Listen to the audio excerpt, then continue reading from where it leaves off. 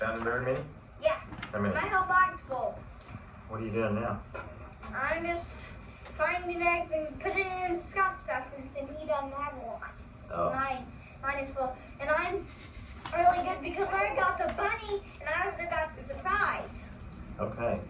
What is Mommy going to show us? Let's go see what she wants.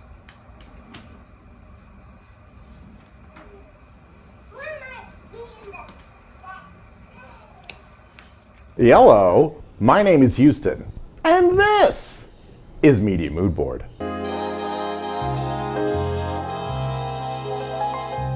Yes, that's right. My name is Houston, and this is Media Mood Board, a weekly show about hyper-specific entertainment lists.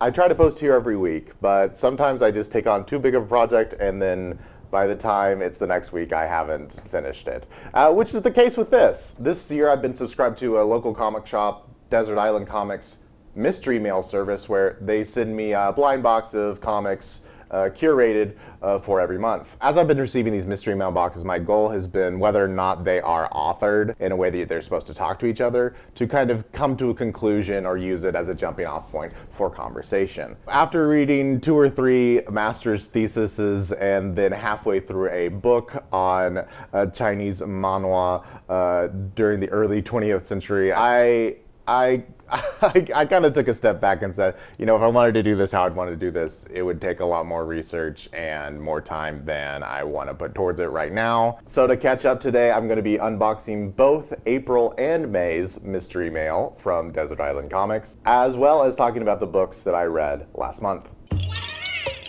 I just want to dive in real briefly, just dip a toe into what I read last month. First, I want to talk about Parasol Against the Axe. This is the book that I read last month.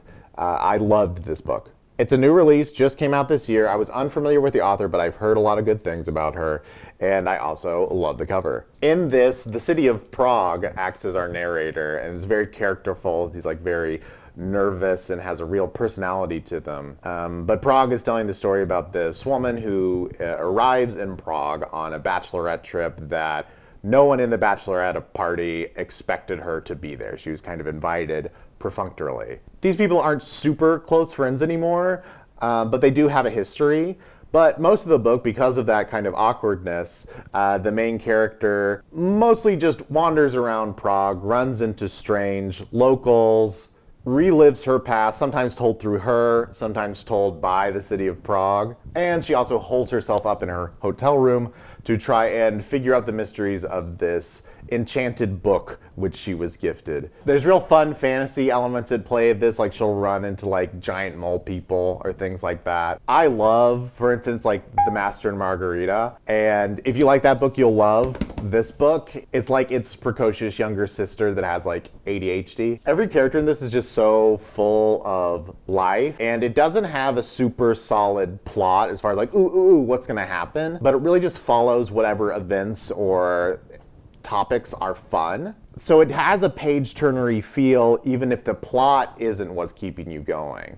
Just really beautiful language and turns of phrase. And because it is so windy, the author will do these cool things where she plays with the assumptions that you've made based on the information that she's given, and then kind of pulls the rug under you a little bit for some really cool reveals.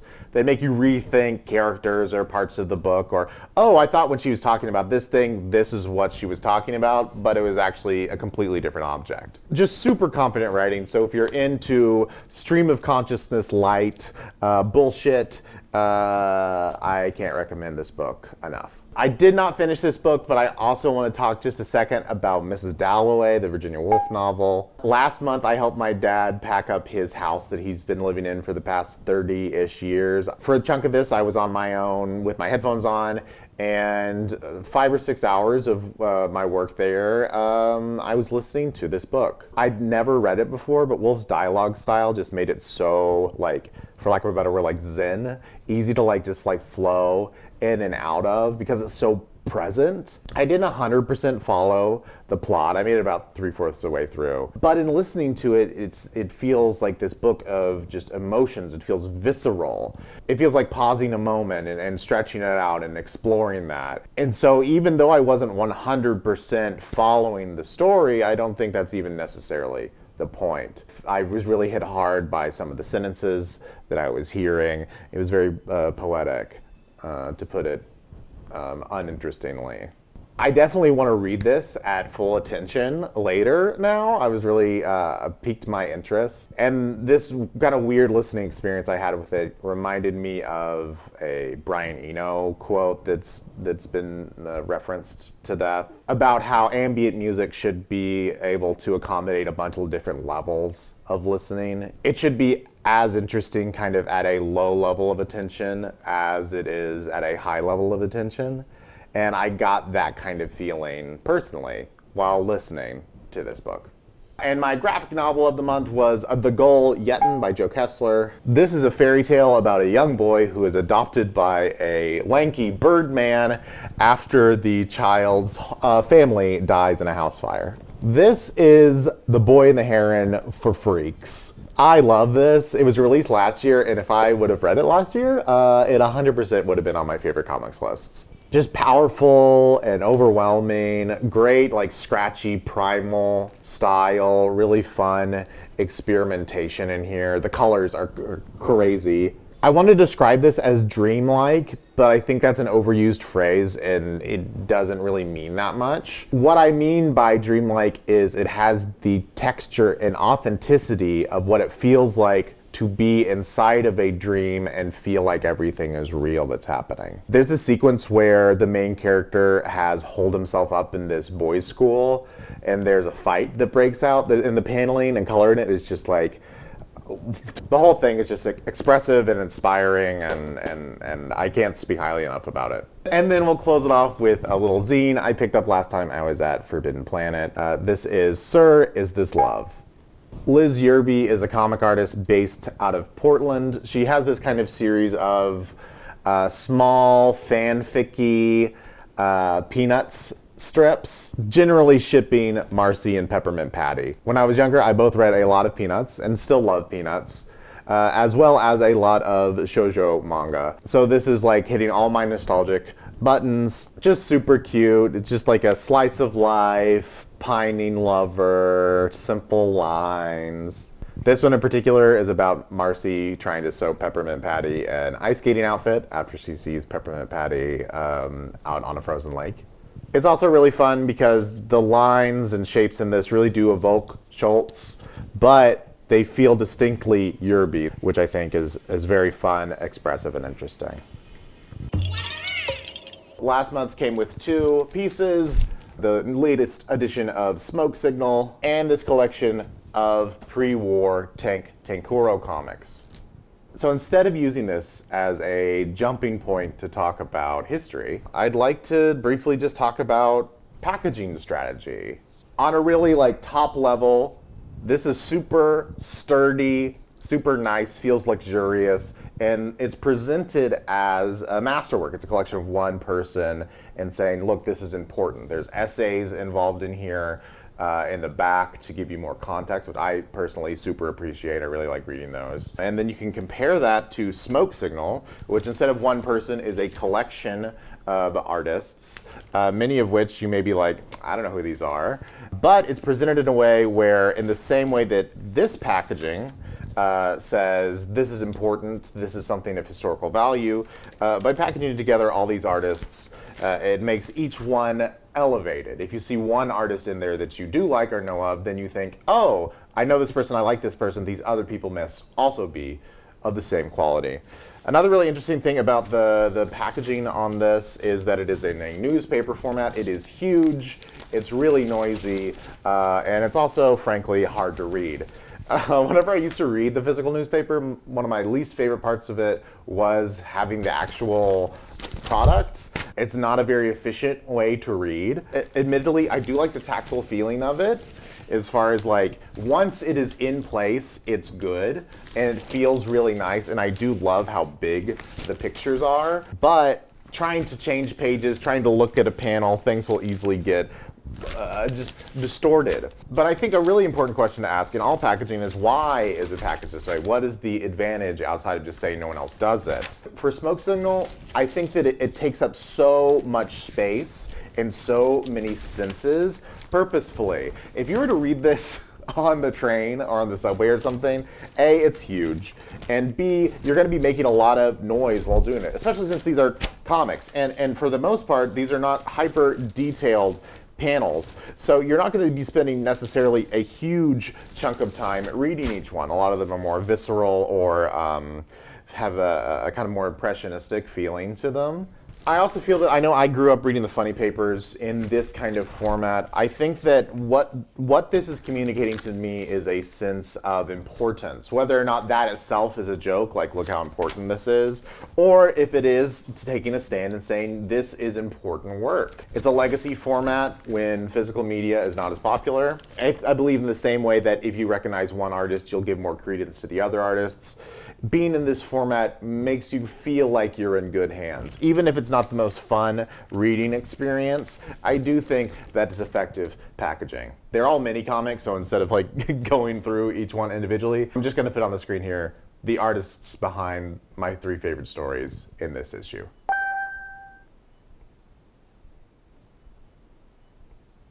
Briefly talking about Tankuro, I do think this is a really interesting read. A lot of early cartoons were either political or kind of lifestyle in nature. This is a wartime setting, which was not uncommon for there to be cartoon characters set in war.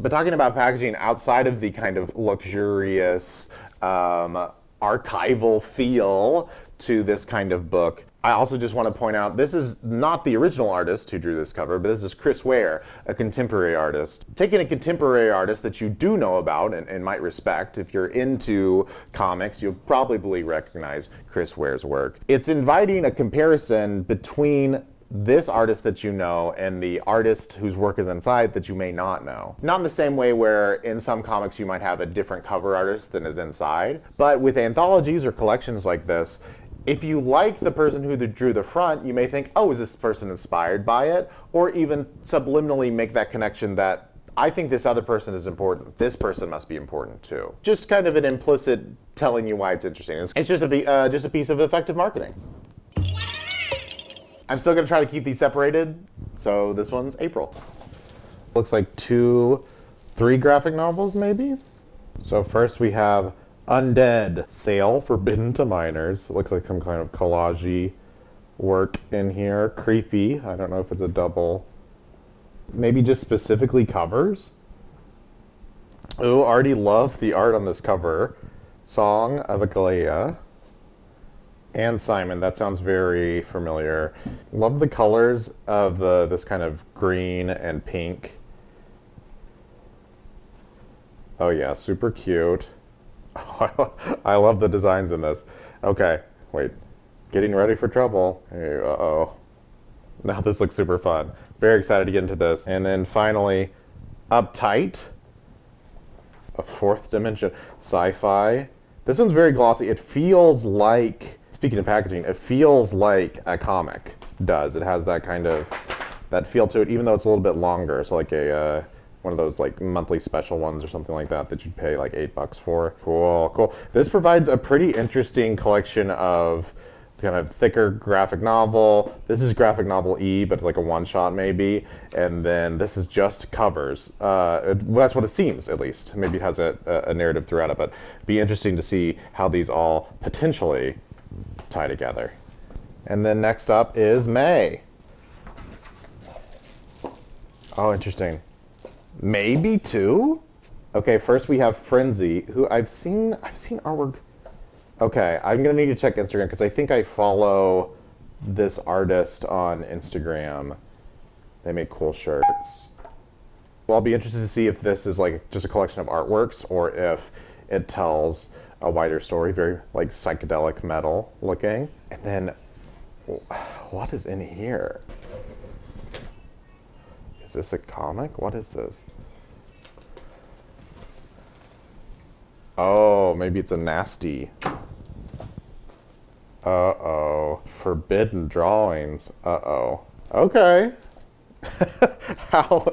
How will these two connect? Nastiness, perhaps? I mean, metal comics have always had, like, a history of eroticism. Cool. All right. There's May. Won't be reading this one on the train, I don't think. Well, you made it. Thanks so much for watching. If you like what you saw here, you can follow Media Mood Board on Letterboxd, Goodreads, or here on YouTube. I'll be back in probably 2 weeks with another hyper-specific entertainment list. My name is Houston. This is Media Mood Board. Bye.